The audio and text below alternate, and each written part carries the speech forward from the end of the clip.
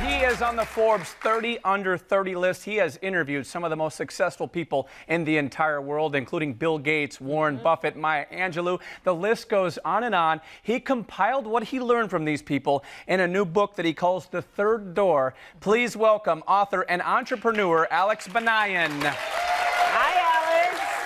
Alex, how did you pull this off? I mean, some of the biggest names in the world, how did you pull this off, and how did they not just take your letter and just toss it away? Well, most did. But it's been this wild 7-year adventure, and the reason it took so long is exactly that, because to my surprise, Bill Gates doesn't say yes to an 18-year-old right away.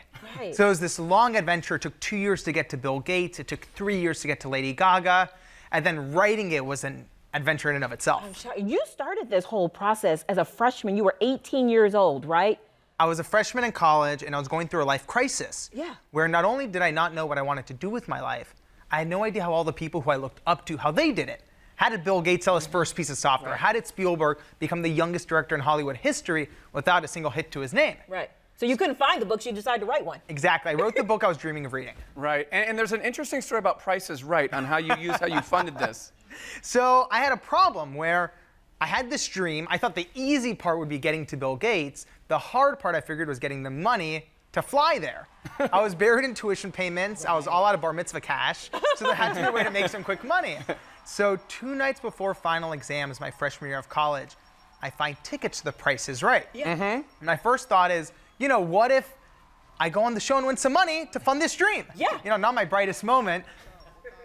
But I had a problem. I'd never seen a full episode of the show before. Okay. I'd only seen bits and pieces. So that night I decided to do the logical thing and pull an all-nighter to study. Okay. But I didn't study for finals. I studied how to hack The Price is Right.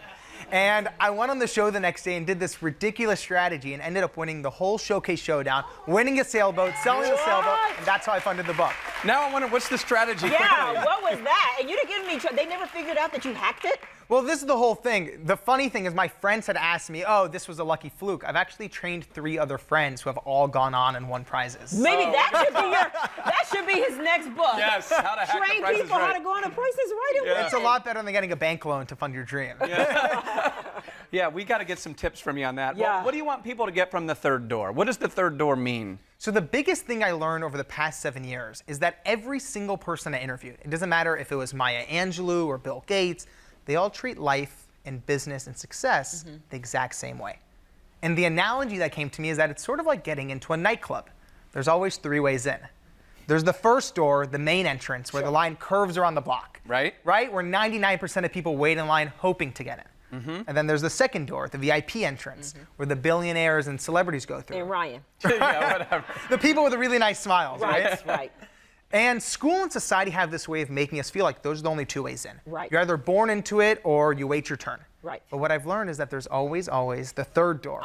And it's the entrance where you jump out of line, run down the alley, bang on the door 100 times, crack open the window, go through the kitchen. There's always a way in. That's my door. Right, exactly.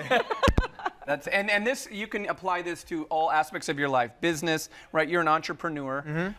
Is that what are you trying to do next with that? So for me, I've realized the key and the core of this book is that it changes what people believe is possible.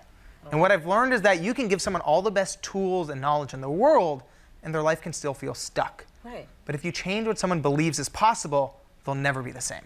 Right. And that's really the mission going forward, about sharing that message of possibility.